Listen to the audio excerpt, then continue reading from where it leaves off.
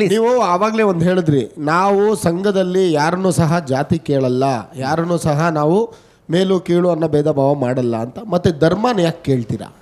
ನೋಡಿ, ಧರ್ಮ ಯಾಕೆ ಮ್ಯಾಟರ್ ಆಗುತ್ತೆ? That's a question. ಎಸ್, ಧರ್ಮ ಅಂದರೆ ಧರ್ಮದ ಬೇರೆ ಇದೆ, ಮತ ಅಂತ ಇಟ್ಕೊಳ್ಳೋಣ. ಧರ್ಮ ಅಂತಂದ್ರೆ ಈಗ ಆವಾಗಲೇ ಸುಧೀರ್ ಅವರು ಹೇಳಿದರು, ಇದು ನಿನ್ನ ಧರ್ಮನೇನಪ್ಪ, ಇದು ನನ್ನ ಧರ್ಮನೇನಪ್ಪ ಅಂತ. ಅದು ಬೇಡ. ರಿಲಿಜಿಯನ್ ಅಂತ ಇಟ್ಕೊಳ್ಳೋಣ. S, religion. ಸಂಘದಲ್ಲಿ ರಿಲಿಜಿಯನ್ ಕೂಡ ನೋಡಲ್ಲ. ಓಕೆ, ಆಯ್ತಾ? ಯಾರೋ ಮೊಹಮ್ಮದ್ ಅಹಮದ್ ಅನ್ನೋ ನಾಳೆ ಶಾಖೆಗೆ ಬಂದರೆ ನನ್ನ ಶಾಖೆಗೆ ಬರ್ತಿದ್ರು ಸರ್. ನೀವು ಒಂದು ನಿಮಿಷ ಹೇಳ್ತೀನಿ. ನೋಡಲ್ಲ.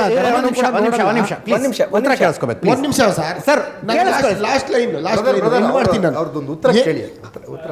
ಉತ್ತರ ಸರ್, ಆಮೇಲೆ ನಮ್ಮ ಶಾಖೆಗೂ, ನಾನು ನಡೆಸ್ತಾ ಇದ್ದಂತಹ ಶಾಖೆಗೂ ಮಕ್ಕಳು ಬರ್ತಾ ಇದ್ವು. ಗೊತ್ತಾಯ್ತಲ್ವಾ? ಈ ಜಾತಿ ಆ ಜಾತಿ ನಾವು ಯಾರನ್ನೂ ಕೇಳಲ್ಲ, ಮತನೂ ಕೇಳಲ್ಲ, ರಿಲಿಜನ್ನೂ ಕೇಳಲ್ಲ. ಎಲ್ಲರೂ ಬನ್ನಿ ಅಂತಂತೀವಿ. ಈ ದೇಶದಲ್ಲಿ ಹುಟ್ಟಿರೋಂಥ ಎಲ್ಲ ಮಕ್ಕಳು ನಮ್ಮ ಸಂಘಟನೆಗೆ ಬನ್ನಿ ಅಂತ ಅಂತೀವಿ.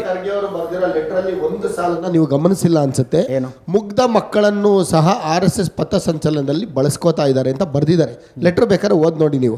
ಅದೇ ರೀತಿ ನಮಗೆ ಮನಸ್ಸಿಗೆ ಎಷ್ಟು ಬೇಜಾರಾಗುತ್ತೆ ಅಂದರೆ, ಆ ಮುಗ್ಧ ಮಕ್ಕಳುಗಳು, ಆಟ ಆಡೋ ಮಕ್ಕಳುಗಳು, ಹಾಲು ಅಂದ್ರೇನು, ವಿಷ ಅಂದ್ರೇನು ಅಂತ ಗೊತ್ತಿಲ್ದಿರೋ ಮಕ್ಕಳುಗಳು, ಅದು ಮುಸ್ಲಿಂ ಮಕ್ಕಳಾಗಿರ್ಬೋದು, ಹಿಂದೂ ಮಕ್ಕಳಾಗಿರ್ಬೋದು, ಸಿಖ್ ಮಕ್ಕಳಾಗಿರ್ಬೋದು, ಜೈನ್ ಮಕ್ಕಳಾಗಿರ್ಬೋದು, ಯಾರಾಗಿರ್ಬೋದು, ಆ ಮಕ್ಕಳನ್ನು ಸಹ ಪಥ ಸಂಚಲನದಲ್ಲಿ ಕರ್ಕೊಂಡು ಹೋಗುವಂಥ ಒಂದು ದರ್ದಿತ್ತ. ಯಾಕೆ ಕರ್ಕೊಂಡು ಹೋದ್ರಿ ಆ ಮಕ್ಕಳನ್ನು?